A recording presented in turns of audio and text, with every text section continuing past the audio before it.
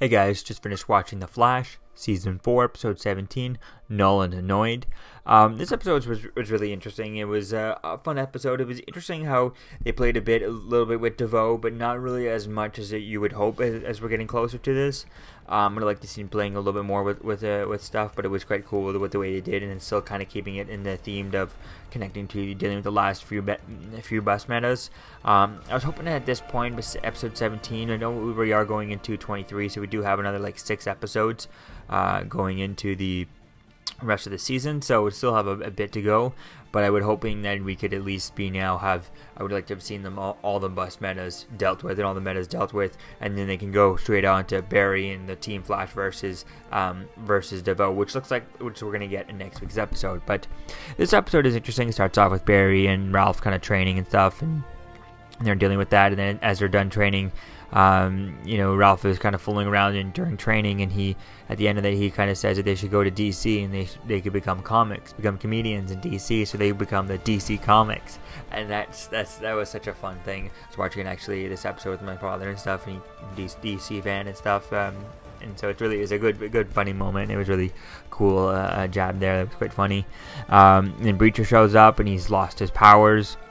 And DeVoe we find out that DeVoe has a week before he needs to get a new body, which we also find this whole scene gets repeated again later on at the end of the episode, so it's unclear whether or not he actually has only a week left in this body, or if he's kind of overcame that and he doesn't really have any problems. That'll be cool to see how things go with that in next week's episode. And then DeVoe is keeping something. We find out that DeVoe is keeping something from his wife, from the mechanic. And then we see Jay and Silent Bob, Kevin Smith, and Jay Muse are showing up here, since Kevin Smith is directing this episode, which is a great thing. It was really cool seeing that and seeing them playing their characters. If I'm not mistaken, we have them here on IMDb. They're listed as Bob, the security guard, and Jay, the security guard. So they're technically not Jay and Silent Bob, but it's clear that they obviously are. Because if I'm not mistaken, it's New Line Cinema type thing who does the Jay and Silent Bob movies, whereas there's Warner Brother TV and type thing, so they can't really be Jay and Silent Bob and say their names or anything like that. But they're clearly are the same characters, so that's really cool seeing that. It was really cool seeing them throughout the episode. It was really interesting to see that. I would like to see maybe them interacting with the Flash. Maybe they get saved by the Flash for half a second type thing, and he just kind of zips him out of the way. That would have been a really cool idea, and you could have got them their opinion on that. Like what would their reaction to, if something's about to fall on them or something from this floating girl, and Barry ends up saving them. I think that would have been a cool reaction, getting them. Maybe Silent Bob kind of finally saying something when he's just about to say something, and the camera cuts type thing. He's just about to swear or something, and then the camera and then just cut to a different scene, and there's something else happens, or I think they really could have been a funny idea, is just to kind of see them doing different stuff, or it would have been interesting to see just if they had kind of interacted with the Flash, where they did interact with Barry and Ralph and stuff, but just interacting with the Flash would have been one little thing I would like to see, but that's probably for a future Kevin Smith episode. So then Ralph ends up breaking a vase as Jay and Silent Bob are walking by type thing. He breaks the vase. And we find out Breacher's lost his powers due to his old age, due to him getting older, which is an interesting idea. Seeing Danny Trejo in the episode, that kind of leads to something later on. And then Mechanic finds out something about DeVoe. He finds some weird substance type thing that's going on, and she's trying to figure that out.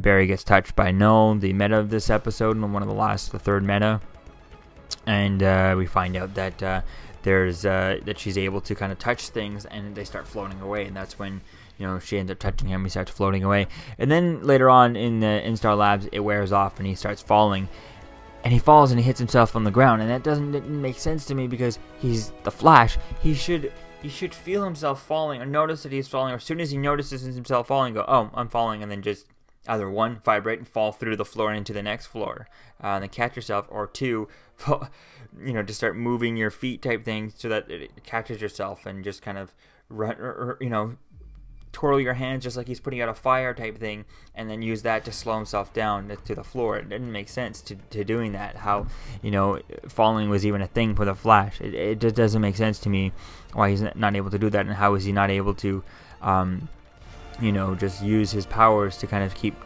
himself down. I mean, maybe, or they had a cord to him, tie some weights to him, tie him to a chair, tie him down. I don't understand why they couldn't do that.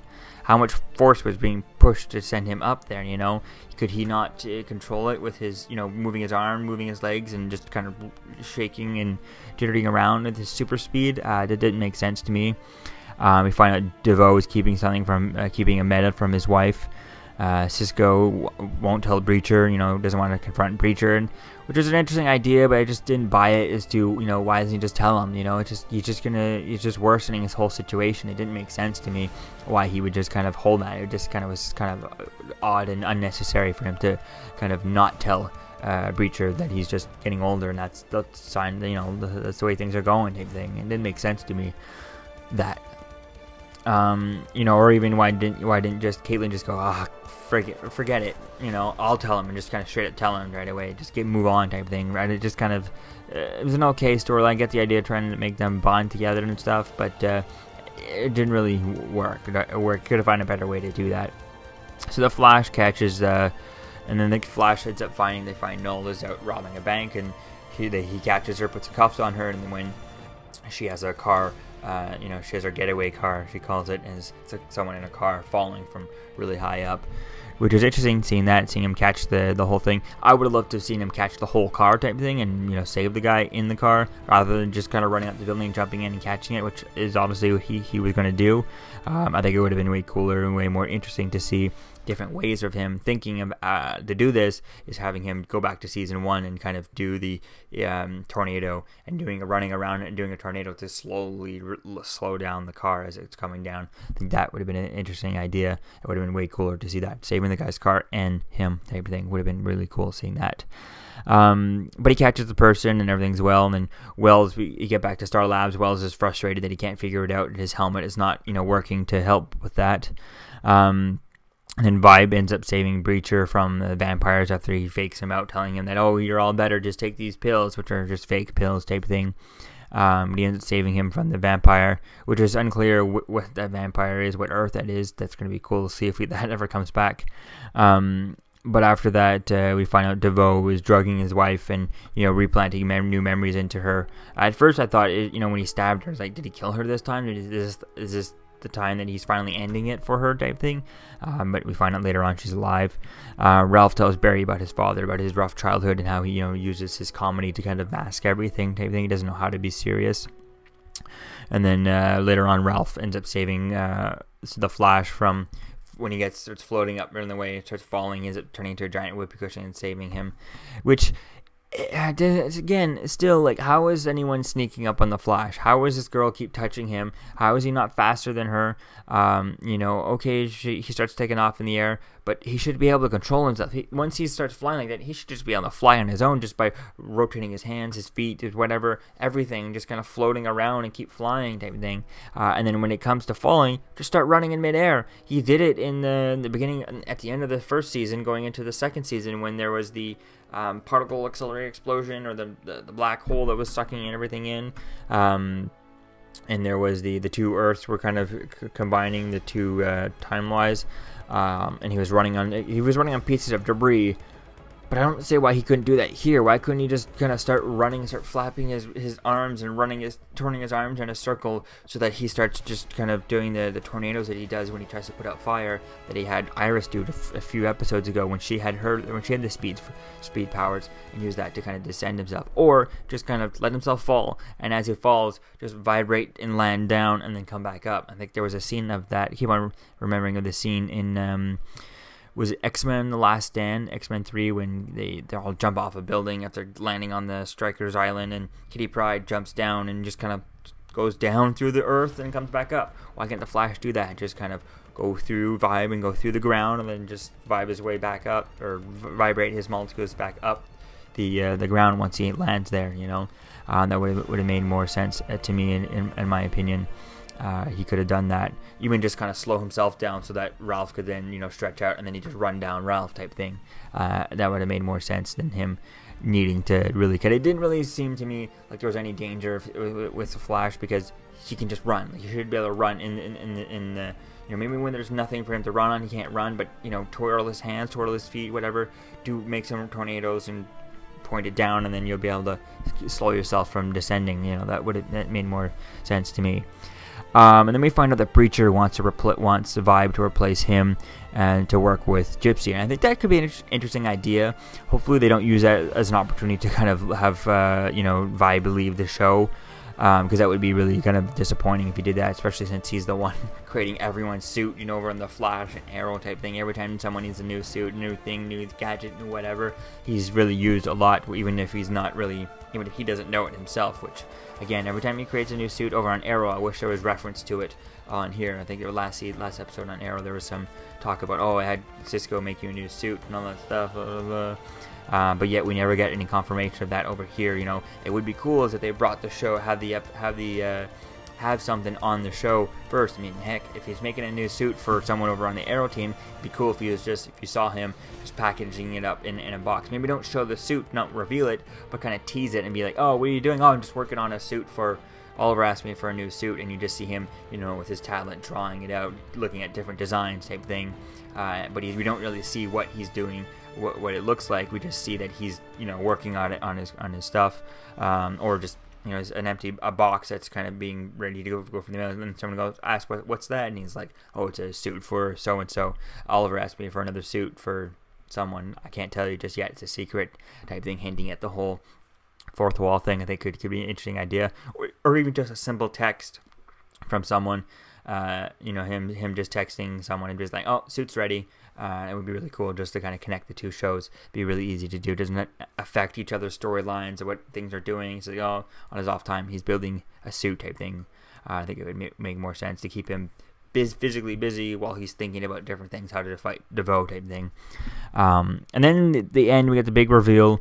Wells ends up going into a secret room that was created by the first Wells, who was actually Eobard Thawne from the first season, which I guess is that, still, because Eddie ends up killing himself. So that room, does that even exist in this place? Because that room should be not existent, if I'm not mistaken. But we get the return of Gideon, and she says she hasn't talked to him in 1,000 days. So I guess this is the first time he's going back there. What is he trying to do?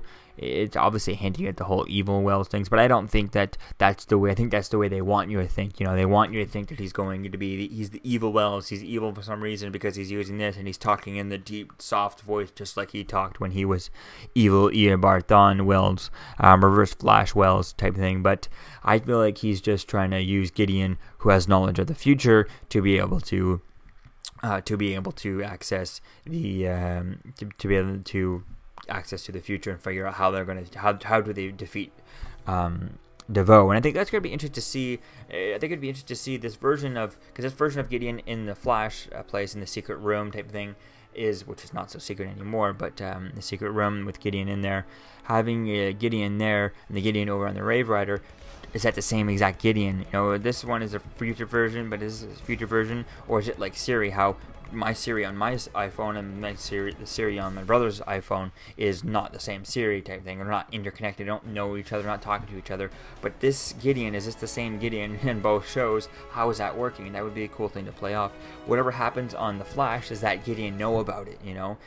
Or is that Gideon doing this two things at the same time? How is that working? Does that Gideon have both things? How does that play on? I think it could be quite interesting, because if this Gideon is kind of loyal to Eobard Thawne, and Eobard, and the Reverse Flash's Gideon, then you have the other one who's just loyal to Rip Hunter, Sarah Lance, and the Legends and all that stuff. Does they have access to the same stuff? Or are they just kind of, it's like different people's phone type thing, different people's laptops, they're not connected at all. That would be an interesting idea to play on that, and to give us an idea as to how connected things are. And then would also be a cool idea if it is the same thing, and if they are connected, different, same computer, just different different timelines, it would be cool to see. Getting some updates, having the Flash team getting updates on where the Legends are by using Gideon and things like that could be quite fun to see how things are going. So I think it could be just to see how things are going, but the idea of Wells being evil, I feel like that's the way they want you to think, but I feel like it's totally not that way. It's something else, because they're not going to retread the same thing they've already done before. That wouldn't make sense to me. So I think it's kind of just trick us into thinking one way, but they're going another way. So I don't think this is, our Wells going evil. I think this is just him maybe trying to use Gideon and her knowledge of the future to his advantage, and trying to get her to help do some stuff. So I think that could be quite interesting to see where things go with this. There is a reason why they put it at the end of the episode as like a hidden scene type thing, and the thing, not after the credits or anything, but it is at the end of the episode, after the last commercial break. So it is some sort of a thing to it. There has to be something to it. But I feel like the evil, him being hinted as evil, is really not the way they are going. I feel like that's the kind of the facade that they're trying to trick us into thinking. So we'll have to wait and see where things go with this. But it's going to be fun to see where things go in the next episode and how things continue on with this. So next week's episode looks really fun. Dealing with DeVoe looks like it's going to be a heavy DeVoe episode. Looks like he even attacks them in the Star Labs and deals a lot with that. That was really going to be fun. Hopefully we can get him. The next few episodes could be nothing but heavy DeVoe episodes, even more heavier than this.